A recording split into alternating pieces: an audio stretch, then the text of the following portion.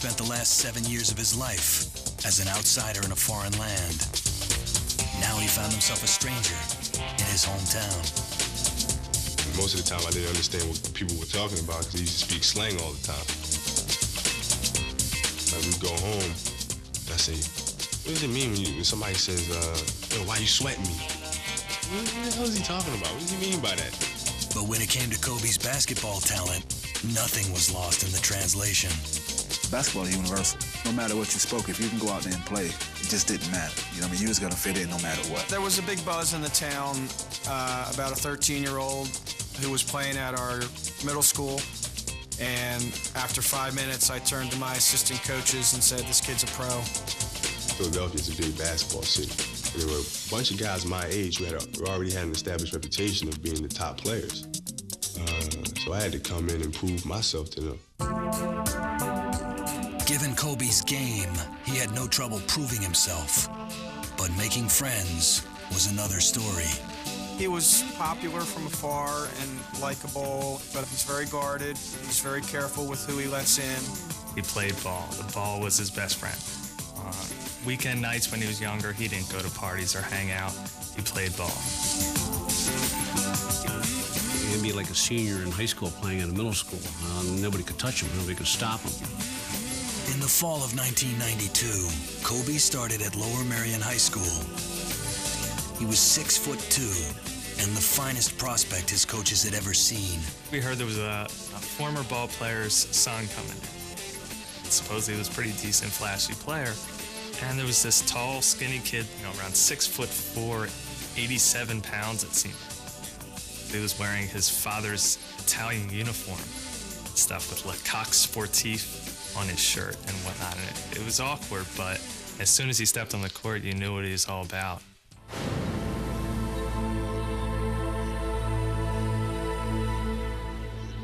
One thing that made it almost easy to coach Kobe, and I think maybe instantaneously gain the respect of his teammates, was his work ethic. He would practice more than anybody else that I ever saw at high school. I come into the facility early in the morning, 5:45 or so, and I'd hear the thumping of the basketball. I went upstairs and there was Kobe doing drills. I would stay late after practice and I would work on a particular aspect of my game. Then we go out into the game, I would see it paying off. And that was the most important thing to me. Because you can spend hours working in the game, but if you don't have the confidence in those skills to execute them during the game, then they mean nothing. Lower Merion High's basketball team had been nothing to shout about for half a century. But now, with a new kid from Italy, the team started to draw. It started off, we were playing in front of maybe 100 people, our parents, maybe a few of our friends and this and that. And as he got older and as we got better, the crowd started to fill up. We went from having 200 or 300 people at a boys basketball game to having 1,500, and it became fever pitch. We won 20 games when he was a sophomore.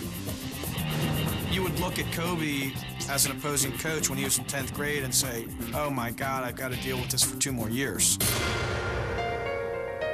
In Kobe's junior year, Lower Merion went to the state tournament but lost in the second round. The loss left Kobe devastated, but determined. One thing I'll never forget Kobe saying was, I'm not allowing this to happen again. So it's almost comical to hear him say this. So we were kind of just like, Kobe, relax, it's not your fault, all that. But he took it personally and said that he'd win the title the next year. The next year, Kobe kept his promise. Lower Merion went all the way, winning the Pennsylvania State Championship for the first time in 53 years. Kobe was named All-American High School Player of the Year. That spring, Kobe, by now a celebrity himself, escorted the pop singer Brandy to his high school prom. Well, I just bumped into her. I didn't have a date for the prom. So I just asked her to go. One of Kobe's classmates was the daughter of John Lucas, then coach of the Philadelphia 76ers. Lucas had seen Kobe play and invited him to work out with the Sixers during the offseason. The big buzz at the time was that he was just ripping up Jerry Stackhouse in one-on-one. Possibly at that time was the first seed that was planted that maybe college was not going to be a part of his future. I like LaSalle, North Carolina, Duke, Michigan. Those are my top schools right now. I am considered in the NBA. Kobe was heavily recruited by all the top basketball schools, but his goal and lifelong dream was to play in the NBA, and he wanted it now. I have decided to skip college and take my talent to the NBA. We're flabbergasted with his decision. How can he say he's going to do this? He came across looking a bit arrogant. He came across looking naive. You're my idol. Remember me when you're in the NBA. But Kobe had his own agenda, and he didn't care what anybody thought. He was getting smeared all over this town, and so was Joe.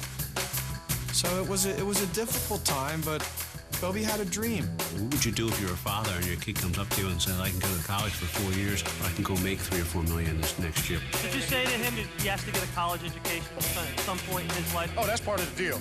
I mean, that's automatic. He had all the attributes where he could have gone to college and would have survived very well in college and done well in the college game and had plenty of time to come to the NBA and play. But he was anxious to be here where the game was the best. When people knew that I was contemplating going straight to the NBA, the Wolves came out immediately.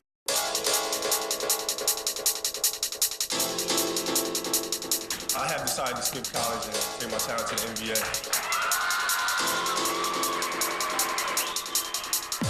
When Kobe Bryant announced in 1996 that he was skipping college and going straight to the NBA, he was bombarded by a hailstorm of controversy.